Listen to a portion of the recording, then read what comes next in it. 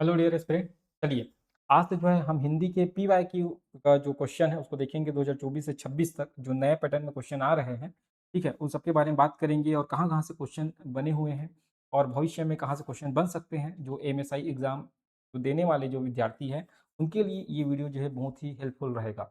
इस वीडियो को आप देखेंगे, है ना, तो आपको एक चीज़ समझ आ जाएगा कि 2024 से 26 तक कौन से टॉपिक पर ज़्यादा फोकस किया गया है और कौन-कौन से टॉपिक को आपको पढ़ना चाहिए और किस पर ज़्यादा ध्यान देना चाहिए, क्योंकि हिंदी भी अब इतना आसान नहीं रहा, क्योंकि पुट में प्रश्न आ रहा है। जहाँ पुट में प्रश्न होता है, तो चीज़ें रिकॉल करने में थोड़ी-सी दिक्कत आती है, ठीक है? 4 ऑप्शन के बजाय अगर पुट में है, अगर चीज़ों को आप अच्छे से नहीं पढ़े हैं, ठीक है? तो आप जो है वहाँ फँस सकते हैं, ठीक है? क्योंकि कूट में कथन कारण और क कारण जो है सही व्याख्या कर रहा है कि नहीं, ये इम्पोर्टेंट होता है फिर, ठीक है? तो चलिए जानते हैं और समझते हैं कि आज की क्लास में कहाँ से प्रश्न जो है पूछा गया है। तो सबसे पहले तो आप देख पा रहे हैं सबसे पहला प्रश्न जो उच्चारण स्थान है वहीं से आया हुआ है। तो हिंदी के स्पर्श व्यंजन क्रमशः क से लेके प वर्ग तक जो उच्चारण स्थान के आधार पर व्यवस्थित करना है। तो आप जानते हैं, ठीक है, क्या होता है? तो कंठ, मूर्धन्य, तालु, दंत, ओष्ठ, है ना? ये जो क्रम है आपको वही पूछा गया है। ठीक है, तो क वर्ग अब इसको जानते हैं कचट, कचट, तप। इस प्रकार से आप याद रख सकते हैं कचट, तप। तो क वर्ग, च वर्ग, ट वर्ग, त वर्ग और प वर्ग, ठीक है? तो कंठ, कंठ, तालु, मूर्धा, ठीक है? दंत्य, दंत, ओष्ठ। तो ये 5 नाम 5 क्रम, बस इसको आपको एकदम भूलना नहीं है। क से क, ख, ग, घ, ठीक है? च से च, छ, ज, झ, ञ, है ना? और ट से ट, ठ, द, ध, न, ठीक? तो ये जो आपको लिखा हुआ तो इसको ध्यान रखिएगा। कचट तप करके आप याद रख लीजिए। उसके बाद कर्ण, तालु, मूर्धन्य, दंत, ओष्ठ, ठीक है? कंठ से आपके गला आप देखें, है ना? तो आप जब बात करते हैं तो वाइब्रेशन होता है, वहाँ से कंठ, उसके बाद तालु, फिर मूर्धा, फिर दंत, फिर ओष्ठ, ठीक है? आपका जो दाँत है वो ओष्ठ वाला पोर्शन हो जाता है, ठीक है? तो अगर मैं बात करूँ इस प्रकार से, जैसे मुँह है, ठीक है? ये, तो ये मान लो मुँह है, तो यहाँ से जो गला है आपका, ये जो गला है, तो ये वाला पोर्शन से कंठ, तालु, मूर्धा, दंत, ये आपका मुँह है ना, ये होंठ जहाँ पास आपका यहाँ होंठ है, वो हो जाएगा ओष्ठ, ठीक है? ओष्ठ। तो ये 5 भाग बहुत अच्छे से रट लीजिए, यहाँ से क्वेश्चन आता ही आता है। और इसको कचट तप के नाम से भी आप याद रख सकते हैं, ठीक है? कचट तप, ठीक है? कौन-सा वर्ग किसमें आएगा आपको अच्छे से याद हो जाएगा। तो क वर्ग जो है कंठ से, ठीक है? च वर्ग जो है तालु से, ट वर्ग जो है मूर्धा से, त वर्ग है जो है दंत से और प वर्ग जो है ओंठ से जो है आता है, इसका उच्चारण होता है, ठीक है? ध्यान रखिएगा। ठीक, तो इसको जमाना था तो आप जमा सकते हैं, तो एम, एल, एन, के, ओ, ठीक है? तो इस प्रकार से आप जमा सकते हैं। सबसे पहले कंठ आएगा, ठीक है? एम आएगा, ठीक, कंठ, फिर तालु, ठीक है? फिर मूर्धा, एन, दंत, फिर दंत, के, उसके बाद ओठ, ओ, ठीक है? तो इस प्रकार से आप जो है इसको जमा सकते हैं। चलिए, अगले प्रश्न की ओर बढ़ते हैं। नीचे दिए गए कथन और कारण का जो है सही विकल्प चुनिए। सर्वनाम उस अविकारी शब्द को कहते हैं, ठीक है?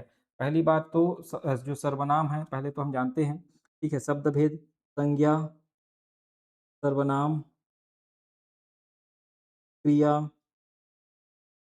विशेषण, विशेषण, उसके बाद क्रिया विशेषण, क्रिया विशेषण, विशेषण, संबंध, क्रिया विशेषण, संबंध सूचक, संबंध सूचक, समुच्चय बोधक, समुच्चय बोधक, और एक जो है विस्मयादि, विस्मयादि बोधक, और एक और नाम बोल रहा हूँ, सहसा, संबोधन, संबोधन, संबोधन, ये 8 नाम, है ना? ये 8 नाम याद रखिएगा। तो ये जो, सॉरी, 1, 2, 3, 4, अच्छा, 1 मिनट यहाँ जो है, 1 मिनट फिर से लिखता हूँ। एक होता है संज्ञा, एक सर्वनाम, सर्वनाम, एक क्रिया और एक क्रिया विशेषण। ये 4 नाम फिलहाल तो आप याद रखें। क्रिया, हाँ ना, संज्ञा, सर्वनाम, क्रिया, विशेषण, ये सॉरी, ये एक नहीं, ये हो गया क्रिया, फिर विशेषण, विशेषण, फिर क्रिया विशेषण, संबंध सूचक, समुच्चय बोधक और विस्मयादि। हाँ, ठीक, टोटल 8 होता है। तो ये 4 को ध्यान रखिएगा, ये 4 जो है, ये जो 4 हैं आपके, ये होगा विकारी, विकारी, ठीक है? ये होगा विकारी। उसके बाद जो क्रिया विशेषण है, संबंध बोधक, विस्मय, है ना? संबंध सूचक, विस्मयादि बोधक, जो संबोधन वाला है, वो हो जाता है अविकारी। विकारी कहने का मतलब है लिंग वचन के साथ ये जो है परिवर्तित होता है। लिंग वचन क्रिया के साथ जो है ये परिवर्तित होता है, उसको बोलते हैं हम विकारी। तो यहाँ क्या बोल रहे हैं, सर्वनाम उस अविकारी, तो अविकारी नहीं होता, विकारी होता है, लिंग वचन क्रिया के साथ जो है ये बदलता है, ठीक है। तो पहली तो कथन ही गलत है, एक लाइन में कथन गलत हो रहा है। हिंदी में कुल 11 सर्वनाम है, बिल्कुल हिंदी में कुल 11 सर्वनाम है, मैं तुम आप यह वह जो सोई कोई कुछ कौन क्या। तो ये 11 जो सर्वनाम है वो किस पे है, हिंदी में। तो 11 सर्वनाम जो है हिंदी में होता है, बिल्कुल सही है, ठीक है। तो कथन गलत है, कारण सही है, ठीक है। तो इसमें हो जाएगा जो कथन असत्य है, कारण जो है सत्य है, ठीक है। तो डी जो है इसका सही आंसर हो जाएगा, ठीक है। इस बात को ध्यान में रखिएगा। तो कथन, सर्वनाम उस अविकारी शब्द को कहते हैं जो पूर्वपर संबंध से किसी भी संज्ञा के बदले आ जाता है, ठीक है। त्रुटि, व्याकरणिक रूप से जो है सर्वनाम विकारी शब्द होते हैं, विकार अविकारी नहीं, ठीक है। विकारी शब्द वे शब्द होते हैं जिनमें लिंग वचन और कारक के आधार पर परिवर्तन होता है, जैसे मैं से मुझे, मेरा से हम। अविकारी शब्द अव्यय होते हैं जिनमें कोई बदलाव नहीं होता, ठीक है। निष्कर्ष, चूंकि कथन में अविकारी लिखा है तो ये कथन जो है सत्य है, कारण कुल 11 सर्वनाम है, बिल्कुल 11 सर्वनाम ही होता है, मैं तुम आप यह वह जो सोई कोई कुछ कौन क्या, ठीक है। तो 11 ये होता है, तो ये जो है सत्य है, तो डी इसका जो है सही आंसर हो जाएगा, ठीक है। इसका हिंदी का क्लास ऑलरेडी मैं जो है अपने क्या बोल सकते हैं एप्लीकेशन पर कराया हुआ हूँ, 99 का शायद फीस है, ठीक है। अभी 101 102 रुपया के आसपास वो है, उस पर फीस डला हुआ है, तो उसको आप देख सकते हैं। अगर आपको देखना है डिटेल में हिंदी पढ़ना है तो, ठीक है। तो वहाँ से भी आप देख सकते हैं, यूट्यूब में भी हिंदी के साथ क्लास लिया हूँ तो वहाँ से भी आप देख सकते हैं। और ये जो पीवाईक्यू एनालिसिस है इसको देख लीजिए, यहाँ से भी बहुत सारी चीज़ें आपको क्लियर हो जाएगा, क्योंकि हिंदी आप बार बार पढ़ते हैं, तो ये सब चीज़ों को ध्यान रखिएगा, ठीक है। तो शब्द भेद आप जानते हैं टोटल 8। उसके बाद अनुग्रह का विलोम शब्द होगा, ठीक है। सबसे पहले तो इसको ध्यान रखिएगा, यहाँ से वर्तनी भी आता है, तो ये अनुग्रह अगर लिखा है ना तो ये सही लिखा है। इस चीज़ को यहाँ मैं एक चीज़ क्लियर करता हूँ, अनुग्रह लिखा है तो सही लिखा है। अनुग्रहित अगर लिखेगा तो इस प्रकार से लिखेगा, अनुग्रहित ये होगा, ठीक है। इसको भी ध्यान रखिएगा, ठीक है। तो अनुग्रह सही लिखा है, अनुग्रहित तो ये आपको आता है, आपका बोलते हैं क्या बोलते हैं इसको, नाम भूल गया मैं, वर्तनी शुद्धिकरण में, ठीक है। इसको भी ध्यान रखिएगा, ये दोनों बहुत इंपॉर्टेंट है। इसके साथ ही तो अनुग्रह का विलोम पूछा है, तो हिंदी व्याकरण के अनुसार शब्दों के अर्थ और उनके सही विलोम इस प्रकार है। अनुग्रह का अर्थ होता है कृपा, दया और मेहरबानी। क्या होता है, कृपा, दया, मेहरबानी होता है। साहित्य और व्याकरण की दृष्टि से अनुग्रह का सबसे उपयुक्त विलोम शब्द जो है विग्रह होगा। क्या होगा, विग्रह, ठीक है। तो अनुग्रह का विग्रह होगा, विग्रह मतलब होता है अलगाव या कोप, ठीक। उसके बाद अनुदार, यह उदार का विलोम शब्द है, अनुदार उदार का। दुराग्रह मतलब आग्रह का विलोम शब्द है, दुराग्रह। अनाग्रह यह भी आग्रह के अभाव को सूचित करता है, ठीक है, ध्यान रखिएगा। तो ये सब इंपॉर्टेंट है, यहाँ भी वर्तनी को लिए भी जानिएगा इसको, ठीक है, ध्यान रखिएगा। वर्तनी शुद्धिकरण में भी पूछा जाता है। आगे बढ़ते हैं, आपको 2 कॉलम दिया हुआ है और इसको आपको उदाहरण दिया हुआ है और इधर समास दिया हुआ है, ठीक है। तो समास और उसके उदाहरण को हमको जो है मिलाना है, ठीक है। तो पल-पल है, नील लोहित है, गोपी कृष्ण है, निर्जन है, ठीक है। अब इसको मिलाना है। अवयवी भाव समास में आप जानते हैं पहला पद जो है अवयव होता है, ठीक है, जिसमें कोई भी परिवर्तन नहीं होता, अविकारी होता है पहला पद, ठीक है। द्वंद्व समाज में लड़ाई झगड़ा का आपको वो देखने को मिलेगा, जस्ट अपोजिट है ना, लड़ाई झगड़ा वाला ये चीज़ आपको देखने को मिलेगा या एक दूसरे का उल्टा देखने को मिलेगा, ठीक है। बहुब्रीहि समास जो तीसरे के अर्थ को व्यक्त करता है, ठीक है, बहुब्रीहि समास में आता है, ठीक। इसको जानते हैं अब इसके उदाहरण से, ठीक है। तो अच्छा, यहाँ एक गड़बड़ हो गया है, क्वेश्चन अलग हुआ है। हाँ, चलिए इसको हटाते हैं। ये जो है कुछ और मैं विलोम शब्द यहाँ लिखा हूँ, इसको पहले बता दूँ। आलोक का विलोम जो है अंधकार होगा, पहले विलोम शब्द को जानिए फिर इसको मिलाएँगे। आलोक का जो है विलोम है अंधकार, ठीक है। उत्कर्ष का विलोम हो जाएगा अपकर्ष, इसको भी जानिएगा। अनुराग का विलोम विराग है। प्रसादन का विलोम जो है अंकुंचन है। कृतज्ञ का विलोम जो है कृतघ्न है ना, याद रखिए इसको कई बार पूछा जाता है। कृतज्ञ का विलोम जो है कृतघ्न, उपकार न मानने वाला। विलोम शब्दों को पहचानने का ट्रिक है, जैसे विलोम शब्द हमेशा उसी कोटि का होगा जिस कोटि का जो है मूल शब्द है। जैसे संज्ञा का विलोम संज्ञा ही होगा, जैसे राजा का रानी, ठीक है, दोनों संज्ञा है। विशेषण का विलोम विशेषण ही होगा, जैसे मीठा का कड़वा होगा। तत्सम का विलोम तत्सम ही होगा, जैसे रात्रि का जो है दिवस, ठीक है, ध्यान रखिएगा। उसके बाद यहाँ से कुछ इंपॉर्टेंट विलोम शब्द है जिसको बार बार पूछा जाता है, जैसे स्थावर का विलोम होगा जंघम, ठीक, कई बार पूछा जाता है। अर्वाचीन का प्राचीन, ठीक है। उन्मूलन का होता है रोपण, अल्पज्ञ का होता है बहुज्ञ, सृष्टि का होता है प्रलय, ठीक है। जटिल का होता है सरल, आकर्षण का विकर्षण, अनिवार्य का ऐच्छिक और सूक्ष्म का स्थूल और ये चिरंतन का होता है नश्वर और मुख का होता है वाचाल और अमृत का होता है विष। ये इसको कई बार पूछा जाता है। ये ऐसे विलोम शब्द है जो अभी बताया, इसको कई बार आप एग्जाम में देखे होंगे, ठीक है। स्थावर का जंगम कई बार आता है, अर्वाचीन का प्राचीन, उन्मूलन का रोपण, ठीक है, इसको ध्यान रखिएगा। अल्पज्ञ का बहुज्ञ, सृष्टि का प्रलय, जटिल का सरल हो जाएगा, आकर्षण का विकर्षण, अनिवार्य का ऐच्छिक या वैकल्पिक, सूक्ष्म का स्थूल, चिरंतन का हो जाएगा नश्वर और मुख मुख का होता है वाचाल, अमृत का होता है विष। कई बार इसको पूछा जाता है, ठीक है। चलिए अब इसको मिलाते हैं, फिलहाल तो अब समास के बारे में बात करते हैं। देखो, तो द्वंद्व समास आना चाहिए मेरे हिसाब से गोपी कृष्ण, ये होगा द्वंद्व, तो 3 का होगा सी, है ना? तो थर्ड का सी यहाँ दिख रहा है, थर्ड का सी यहाँ दिख रहा है, तो ये नहीं होगा और ये नहीं होगा। उसके बाद बहुव्रीहि, नील लोहित, ठीक है। नील लोहित अवयवी भाव समास में अगर बात करें, तो अव्यय को दर्शाएगा, अव्यय को दर्शाएगा, है ना? या तो कर्मधारय, पल-पल, पल-पल जो है अवयवी भाव समास होगा, ए का वन हो जाएगा, ए का वन, ए का वन, ठीक है, ये है।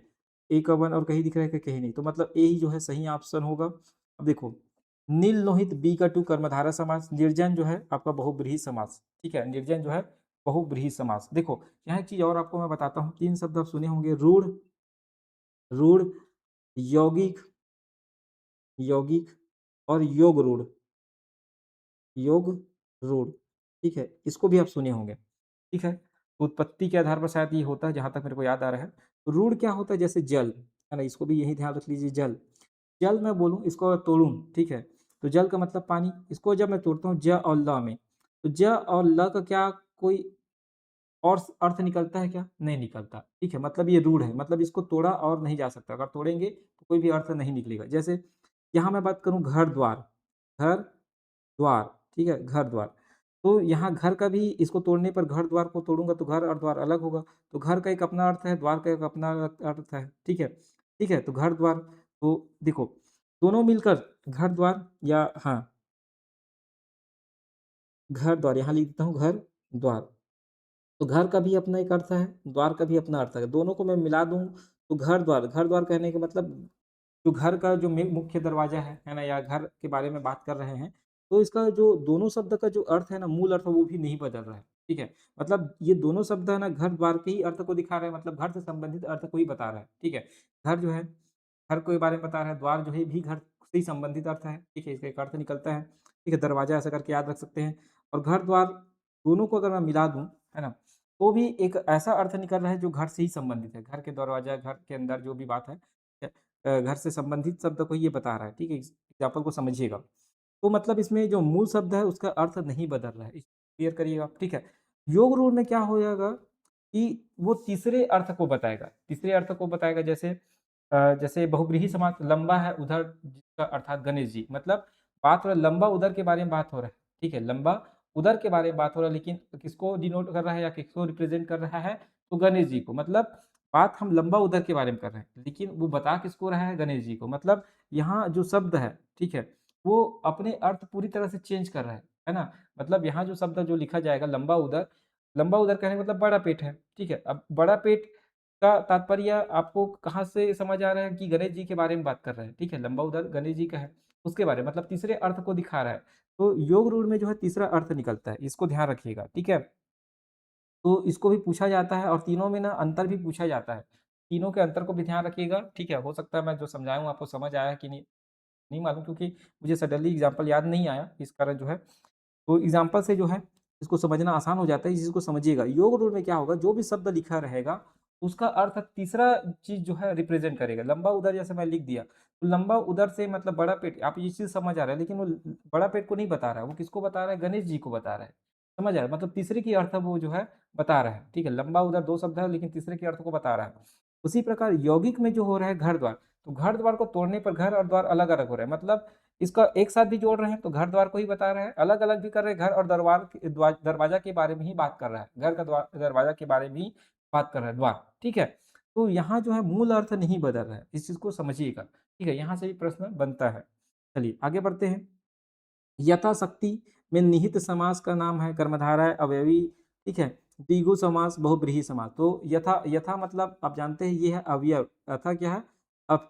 हाँ, ये है अवयव। यथा जो है अवयव। तो यथाशक्ति मतलब शक्ति के अनुसार होता है, इसका अर्थ है जो है। तो यथाशक्ति का विग्रह करने पर अर्थ होता है शक्ति के अनुसार, ठीक है।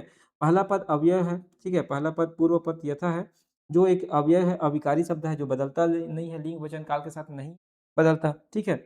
जिस समास का पहला पद प्रधान हो और वह अवयव या उपसर्ग हो, उसे अवयवी समास कहते हैं। कुछ जैसे प्रतिदिन, है ना, प्रत्येक दिन, अजन्म, जन्म से लेकर, भर पेट, ठीक है, पेट भर, और बेकाम, बिना काम के, ठीक है। तो कुछ शब्द जो है आपके उदाहरण के लिए मैं यहाँ लिख दिया हूँ। तो ये जो शब्द है जैसे प्रति, अज, आ, है ना, भर और बेकाम, तो बे जो लगा है, ये सब क्या है? अवयव है, जो बदलता नहीं है, जो कभी नहीं बदलता, मतलब लिंग वचन कारक के साथ ये नहीं बदलेगा, ध्यान रखिएगा। होता है अवयवी समास, ठीक है, अवयवी भाव समास। अब यहाँ आपको बताना है तत्सम, तद्भव, देशज, विदेशज, ठीक है। देखते हैं कौन। कटोरा, कटोरा सीधा सीधा देशज में आ जाएगा, ठीक है। कटोरा जो है देशज में आ जाएगा। कीमत, कीमत जो है विदेशी शब्द है, कीमत, देखो विदेशी, क्योंकि क के नीचे बिंदी है, क के नीचे बिंदी, मतलब ये विदेशी शब्द है, ठीक है। उत्साह और ईख, ठीक है, उत्साह और ईख। ईख जो है आपका तद्भव है, और तत्सम में अगर बात करें तो उत्साह, ठीक है। चलिए, तो तत्सम जो है उत्साह है। संस्कृत के वे शब्द जो हिंदी में बिना परिवर्तन के प्रयोग जो है प्रयोग होते हैं, उसको बोलते हैं तत्सम शब्द। तद्भव ईख आएगा, तो संस्कृत के इच्छु से बना है ईख, है ना। देशज, कटोरा, जो शब्द स्थानीय बोली और क्षेत्रीय प्रभाव से आए हैं, ठीक है, जिनकी उत्पत्ति का पता नहीं होता।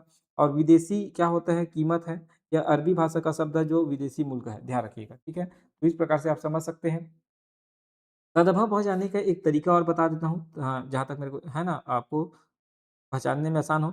तदभव में ना अगर चंद्र बिंदु वाला कोई शब्द दिखे, ऐसे चंद्र बिंदु वाला, वो हमेशा तदभव होगा, वो हमेशा तदभव होगा। तत्सम में बात करें तो तत्सम में छ, त्र, ज्ञ, है ना, ज्ञ और इयाँ, ये सॉरी, त, संयुक्त जो व्यंजन है, ठीक है, वो आपको दिखाई पड़ेगा। छ दिखाई देगा, त्र दिखाई देगा, और ज्ञ दिखाई देगा। ये जो है एक व्यंजन और बोल रहा हूँ मैं नाम इसका, हाँ, त्र। जैसे त्र तो हो गया है। त और स से बनता है आपका छ, ठीक है। त और र से बनेगा आपका त्र, और ज और य से बनेगा, ज और य से बनेगा य, ज और य से बनेगा ज। तो ये हो गया, ठीक है। एक शब्द मैं भूल रहा हूँ, ठीक है, उसको भी देख लीजिए। तो जो संयुक्त व्यंजन है, इसको याद रखिएगा, संयुक्त व्यंजन, ठीक है। संयुक्त व्यंजन, सडनली याद नहीं आ रहा मेरे को। संयुक्त व्यंजन, व्यंजन का नाम बोल रहा हूँ, इस में उच्चारण नहीं हो पा रहा है, नाम अक्षर तो याद है मेरे को, ठीक है।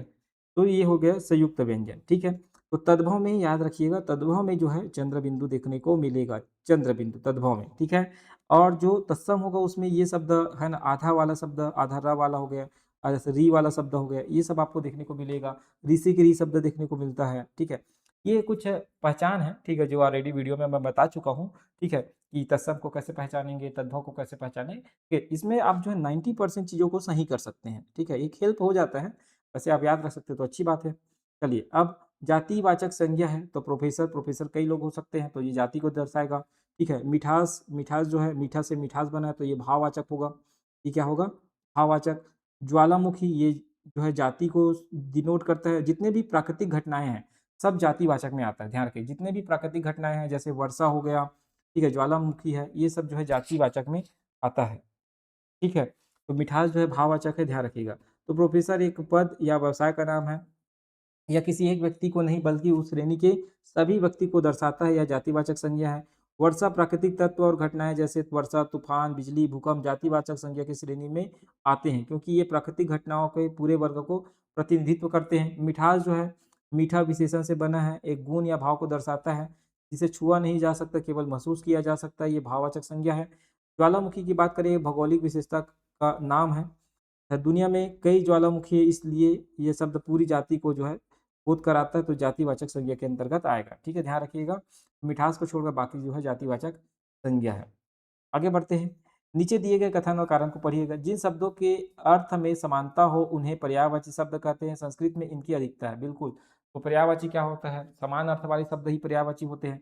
तो जिन शब्दों के अर्थ में समानता हो उसको पर्यायवाची कहते हैं, बिल्कुल सही है। और संस्कृत में इनकी जो है अधिकता है, बिल्कुल संस्कृत से ही हिंदी बना है, तो संस्कृत में इसकी अधिकता है। हिंदी के पर्यायवाची शब्द संस्कृत के तत्सम शब्द है, जिन्हें हिंदी में ज्यों का त्यों ग्रहण कर लिया गया है, बिल्कुल सही है, कथन और कारण सही है और सही व्याख्या भी कर रहा है, क्योंकि हमारा हिंदी का निर्माण जो है संस्कृत से ही हुआ है और हम जो है शब्दों को कहाँ से उठा के लाए हैं? संस्कृत से उठा के लाए हैं और संस्कृत के कई शब्दों को हम जो है ज्यों का त्यों भी उठाकर चलते हैं, ठीक है? इसीलिए हमारा हिंदी जो है समृद्ध है, बहुत ज़्यादा इसमें शब्द देखने को मिलता है। तो तथ्य जिन शब्दों के अर्थ में समानता हो उन्हें क्या बोलते हैं? पर्यायवाची शब्द कहते हैं। यह पर्यायवाची शब्द की बिल्कुल सही परिभाषा है।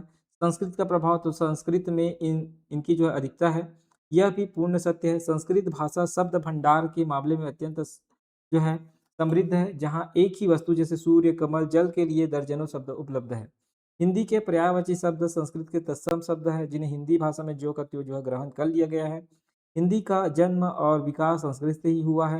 हिंदी के अधिकांश साहित्यिक और औपचारिक पर्यायवाची शब्द जैसे अग्नि, पावक, अनल वास्तव में संस्कृत के तत्सम शब्द ही है। क्योंकि हिंदी ने संस्कृत के विशाल शब्दकोश को अपनाया, इसलिए हिंदी में पर्यायवाची शब्द की इतनी अधिकता है। कारण भी सत्य है, कथन और कारण सत्य है और जो है सही व्याख्या कर रहा है, ठीक है? इसको भी ध्यान रखिएगा। देखो इस प्रकार के प्रश्न जो है फँसा देता है, ध्यान रखिएगा, ठीक है? अगर मालूम नहीं है डेफिनेशन वगैरह तो ठीक है, तो थोड़ा आराम से आप पढ़िएगा, आपको आराम से समझ आ जाएगा। हिंदी कठिन नहीं आता, सरल ही आता है, बस वही है कि चीज़ों को आप जो है अच्छे से पढ़ें, एक बार अच्छे से रीड करें, कम से कम एक रीडिंग अच्छे से हो जाए, उसके बाद आप एमसीक्यू प्रैक्टिस भी करते रहें। उसके बाद देवर्षि की बात करें तो देवर्षि के प्रयुक्त संधि का नाम है गुण स्वर संधि, नाम से ही समझ आ रहा है, आधा री हो गया, छोटू या ए की मात्रा वाला हो गया, तो ये हो जाता है आपको गुण स्वर संधि, ठीक है? देवर्षि शब्द संधि विच्छेद और नियम इस प्रकार है। देवधर ऋषि देवर्षि हो गया, ठीक है? गुण स्वर संधि के अनुसार यदि अ या आ के बाद री आए तो दोनों मिलकर जो है अर हो जाते हैं। किसके बाद? अ या आ के बाद जो है री आता है तो अर हो जाता है ना? वह अ और री क्या हो गए? अर। तो इसी अर के कारण जो है ना? र का तो उच्चारण नहीं होता, लेकिन मैं आपको बताने के लिए यहाँ उच्चारण कर रहा हूँ, ठीक है? क्योंकि र जो है आधा है, इसका उच्चारण नहीं होगा। तो अर मैं ऐसे पढ़ रहा हूँ, आप इसको समझ लीजिएगा। के कारण शब्द देव से देवर्षि जो है देव और ऋषि मिलकर देवर्षि बन जाता है। अ और ई मिलके ए हो जाता है, ठीक है? तो सुरेंद्र देखो एक मात्रा लगता है। अ और उ मिलके ओ हो जाता है, तो देखो परोपकार एक मात्रा लगेगा, है ना? अ और री का अर हो जाता है तो महर्षि, ठीक है? तो इसमें एक मात्रा वाला शब्द जो है आपको दिखाई पड़ेगा, वो है गुण स्वर संधि का उदाहरण, ठीक है? आपको एक मात्रा, यहाँ ए की मात्रा, ओ की मात्रा और ऋषि यहाँ आधा र, कैसे आपको दिखाई पड़े? तो ये होता है गुण स्वर संधि। वृद्धि स्वर संधि इसमें ऐ की मात्रा दिखेगा, ऐ की मात्रा देखो डबल मात्रा दिखेगा, औ की मात्रा दिखेगा, वो अनुस्वाधी, ठीक है? इसमें वृद्धि में यन में क्या होगा? य, र और व देखने को मिलेगा। य, व और र आपको देखने को मिलेगा, ठीक है? यरनौ करके हम याद रखते थे इसको, ठीक है? इत्यादि स्वागत देखो आधा व दिखेगा, य दिखेगा और ठीक है? इसके पहले जो है आधा अक्षर आपको दिखाई देगा। अयादि में जो है आपको ऐ दिखेगा, आय दिखेगा, औ दिखेगा और आओ दिखेगा। उच्चारण पर ये शब्द आएँगे अय, आय, औ, है ना? ये होता है आपका अयादि, ठीक है? पावक में कौन-सी संधि देखो, पावक, आव, पाव, है ना? जैसे इसको संधि विच्छेद करेंगे उसके बाद आ और उसके बाद व को यहाँ देखो, आव आपको दिख गया यहीं, तो आव आया कि नहीं आया? तो ये हो गया आपका अयादि, क्या हो जाएगा? अयादि, ठीक है? अभी पूरा मैं नहीं तोड़ा हूँ क्योंकि व भी टूटेगा ऐसे, फिर हो जाएगा, है ना? उसके बाद क, तो क ऐसे टूटेगा, उसके बाद यहाँ तो इस प्रकार से तोड़ते हैं, ठीक है? ध्यान रखिएगा। तो इसमें हो जाएगा अयादि स्वर संधि। उसके बाद सरस्वती का पर्यायवाची निम्नलिखित में से कौन-सा नहीं है? ठीक है? मतलब जो सरस्वती है, उसका पर्यायवाची, तो भारती, शारदा, भामा, वागीश्वरी। तो वागीश्वरी तो है, आप सब पढ़े होंगे। भारती भी है, ठीक है? शारदा भी है, भामा नहीं है। तो भारती या सरस्वती जी का एक अत्यंत प्रसिद्ध पर्यायवाची नाम है। शारदा विद्या की देवी सरस्वती को शारदा भी कहते हैं। वागीश्वरी वाक धन ईश्वरी, तो वाणी की स्वामिनी यह भी सरस्वती जी का ही नाम है। भामा यह सरस्वती का पर्यायवाची नहीं है। भामा शब्द का अर्थ होता है स्त्री या पत्नी होता है। विशेषकर ऐसी स्त्री जो जल्दी क्रोधित हो जाए उसको बोलते हैं भामा, ठीक है? याद रखिएगा। तो स्त्री जो है जल्दी क्रोधित हो जाती है उसको बोलते हैं भामा। तो सरस्वती जी के और कुछ नाम हैं जैसे वीणा पानी, है ना? वीरन जो वीणा को धारण की हुई, उसको बोलते हैं वीणा पानी। वाणी हो गया, ठीक है? महाश्वेता हो गया, ज्ञानदा हो गया, हंसवाहिनी हो गया, ब्राह्मी, ये कुछ और जो है पर्यायवाची शब्द है जिसको आपको ध्यान रखना है। तो वीणा, पानी, वाणी, महाश्वेता, ज्ञानदा, हंसवाहिनी, ब्राह्मी, ठीक है। उसके बाद स्त्री के पर्यायवाची है, जहाँ कन्फ्यूज़न होता है, ऐसे पर्यायवाची शब्दों को मैं लिखा हूँ। स्त्री के पर्यायवाची है नारी, महिला, वनिता, ठीक है। ये बार-बार पूछे जाते हैं, नारी, महिला और वनिता। ललना, कामनी, रमणी, ठीक है, भामा, ठीक है, भामा और रामा, ठीक है, याद रखिएगा। भामा, रामा, प्रमदा, अबला, कांता, ठीक है। तो ये स्त्री के पर्यायवाची है कौन-कौन सा? नारी, महिला, वनिता, ललना, कामनी, रमणी, भामा, रामा, प्रमदा, अबला, कांता, ठीक है। ये जो है पर्यायवाची है स्त्री के। उसके बाद लक्ष्मी जी के पर्यायवाची को याद रख लीजिए यहीं।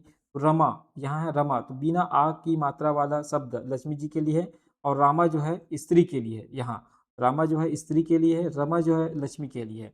उसके बाद श्री, इंदिरा, कमला, पद्मा, पद्मासना, सिंधुसुता, भार्गवी, हरिप्रिया, चंचला, चपला। तो लक्ष्मी जी को स्थिर न रहने के कारण जो है क्या माना गया है? चंचला, चपला, ठीक है, ध्यान रखिएगा। हरिप्रिया विष्णु जी की प्रिय है और भार्गवी समुद्र की पुत्री के कारण, पद्मासना कमल पर बैठने के कारण, ध्यान रखिएगा, ठीक है।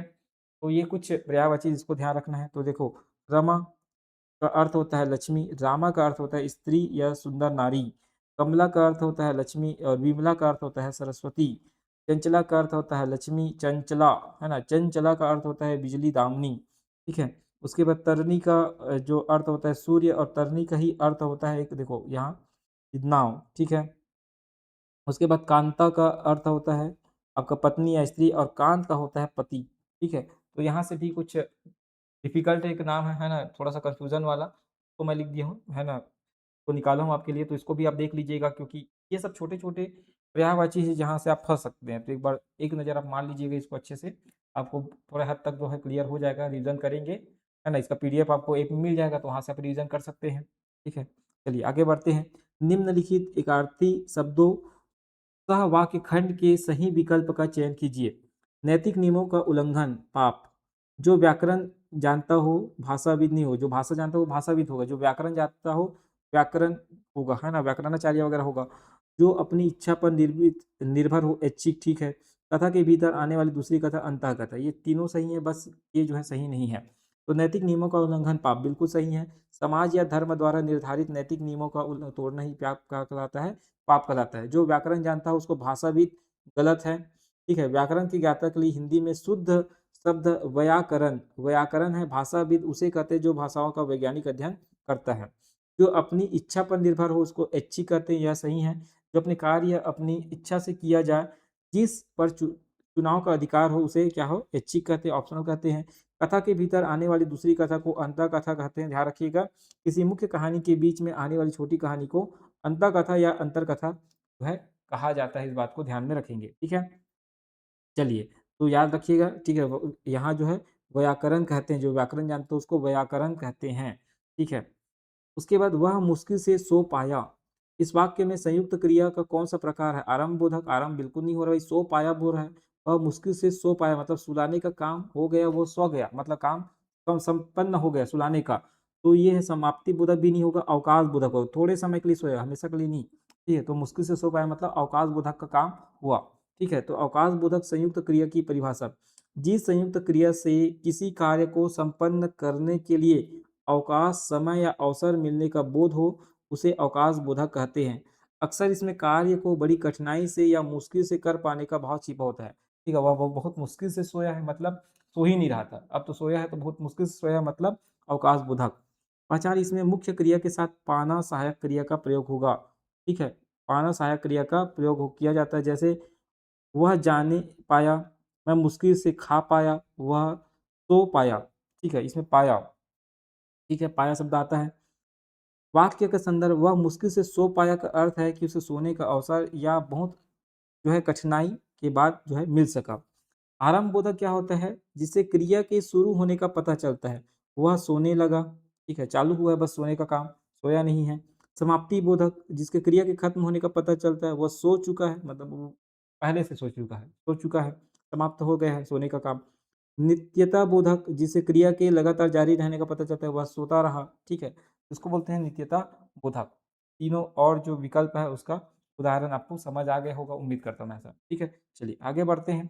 निम्नलिखित में से कौन सा शब्द जो है तत्सम है, मतलब संस्कृत के शब्द है? ततसई, सितार, सीख, शिक्षा। ठीक है, तो देखो यहाँ आया, आपको बताया था छ आएगा, त्र आएगा, ठीक है, ज्ञ आएगा और इयाँ, शायद इयाँ, हाँ इयाँ, ज और नहीं, एक तो शब्द मैं नाम भूल ही रहा हूँ मैं अभी, ठीक है, मेरे को याद नहीं आ रहा सर फिलहाल, तो ये सब तो ये छ संयुक्त जो व्यंजन आता है, संयुक्त व्यंजन, एक व्यंजन याद ही नहीं आ रहा मेरे को, संयुक्त व्यंजन, ठीक है, संयुक्त व्यंजन। तो संयुक्त व्यंजन देखो, छ आया है तो किसमें है? इसमें। तो तत्सम क्या हो जाएगा? शिक्षा जो है तत्सम हो जाएगा, ठीक है। अब तत्सई, सितार और सीख के बारे में जानते हैं। तो शिक्षा एक तत्सम शब्द है, ठीक है। इसकी पहचान आसान ट्रिक से छ वर्ण का प्रयोग करके हुआ है, जो तत्सम शब्दों में ही पाया जाता है। तद्भव उसमें इसका क्या होता है? सीख होता है। तत्सई यह तद्भव शब्द है, संस्कृत के सप्तसती से बना है, ठीक है। सप्त मतलब होता है 7, सती मतलब 100 से बना है। सितार या विदेशी शब्द, फारसी शब्द है, जो शब्दों से 3 तार से मिलकर बनता है, ठीक है। सितार 3 तार से मिलकर बना है, उसको बोलते हैं सितार, ठीक है। सीख एक तद्भव शब्द है, जो शिष्य से विकसित हुआ है, ध्यान रखिएगा, ठीक है। तो ये जो है कुछ शब्द है जो आपको ध्यान में रखना है, ठीक है। तत्सम शब्द, तद्भव शब्द।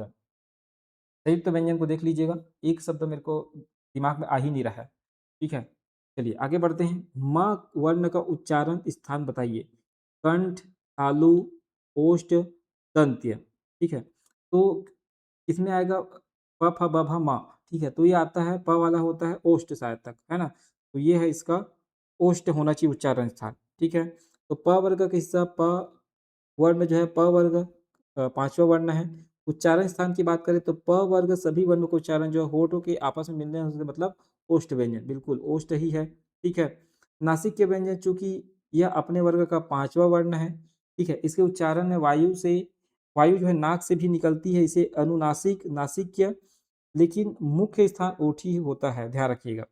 कंठ की बात करें तो इसमें क वर्ग आता है, तालु में च वर्ग आता है, दंत में जो है त वर्ग। मतलब देखो, आपको उच्चारण स्थान से 2 क्वेश्चन एक ही पेपर का, ये है ना, आपको क्वेश्चन है एक ही पेपर का, तो इसमें उच्चारण स्थान से 2 से 3 क्वेश्चन आपको देखने को मिला है। मतलब उच्चारण स्थान को बहुत अच्छे से याद रखिएगा, ठीक है? बहुत ही इम्पोर्टेंट हो जाता है, ठीक? तो उच्चारण स्थान इम्पोर्टेंट है, यहाँ से प्रश्न बना ही बना है और कई बार बनेगा, ठीक है? समास आपको देखने को मिलेगा अच्छे से, समास, संधि देखने को मिलेगा, संधि, ठीक? और समास संधि, ये 3 तो आप एकदम अच्छे से याद रखिएगा, जितना डेफिनिशन वगैरह है इसको अच्छे से ध्यान दीजिएगा, ठीक है? एक-एक शब्द का डेफिनिशन, ठीक है? कूट वाले में पूछा जा सकता है, ठीक है? तो ये 3 टॉपिक तो अभी आज रट लीजिए आप, ठीक है? इसके अलावा आपको तत्सम तद्भव से क्वेश्चन आया हुआ है, क्रिया से क्वेश्चन आया हुआ है, ठीक है? और अनेक शब्दों के लिए एक शब्द, एकार्थी शब्द, ये सब क्वेश्चन आया हुआ है, तो इसको भी पर्यायवाची शब्द वगैरह को भी आप देख सकते हैं। तो उम्मीद करता हूँ यहाँ तक की बातें आपको जो है आज समझ आया होगा, ठीक है? आज कुछ जो शब्द है मैं भूल गया था, क्योंकि सडनली आपको हिंदी में पढ़ाया, ठीक है? अभी जीएस का एक वीडियो बनाया हूँ, पीवाईक्यू एनालिसिस का, और वहाँ से स्विच करके अब लगातार मैं जो है आपका हिंदी का एनालिसिस वीडियो बनाया हूँ। इसका थोड़ा-सा रिकॉल करने में दिक्कत, क्योंकि अभी दिमाग में जीएस घूम रहा है, इस कारण जो है हिंदी थोड़ा-सा कन्फ्यूज़न जो है डालता है। यही होता है एग्ज़ाम हॉल में, ठीक है? ये अब बताने का मौका मिला कि ऐसे ही होता है एग्ज़ाम हॉल में। आप जो एक चीज़ को पढ़ते जाते हैं तो आपके दिमाग में वही घुसता है। फिर सडनली आप जो है दूसरे पोर्शन में चेंज होते हैं तो आपको याद नहीं आता। तो थोड़ा-सा आप रिलैक्स होइएगा, और रिलैक्स होने के बाद जो है सोचिएगा, ठीक है? पहले आप कोशिश करें कि जीएस पोर्शन को पहले कंप्लीट करेंगे, उसके बाद लास्ट में मैथ्स को छुएँगे, क्योंकि अगर मैथ्स के चक्कर में रहेंगे तो आपके दिमाग में मैथ्स घूमते रहेगा। फिर उसके बाद मैथ्स में इतना समय आप दे पाएँगे, फिर जो है बाकी जीएस पोर्शन जो है छूट जाता है। तो कोशिश कीजिएगा कि पहले आप जीएस को कंप्लीट करिएगा, जो सरल है, जिसको आप देखते ही उसका आंसर लगा पा रहे हैं, वैसे प्रश्नों को पहले करिएगा। उसके बाद सोचने वाले को थोड़ा-सा जो है छोड़ दीजिएगा, क्योंकि आपके पास समय नहीं रहेगा, क्योंकि ये मंडी सब इंस्पेक्टर का एग्ज़ाम ऐसा रहेगा कि इसमें क्वेश्चन जो है ज़्यादा भी है मैथ्स का, ठीक है? अगर कुट वाले प्रश्न हो जाए तो और ये लेंदी हो जाएगा। तो आराम से आप बनाइएगा, बस यही कहना चाहता हूँ। चलिए आज की क्लास समाप्त करता हूँ मैं, और बताइएगा क्लास कैसे लगा, ठीक है?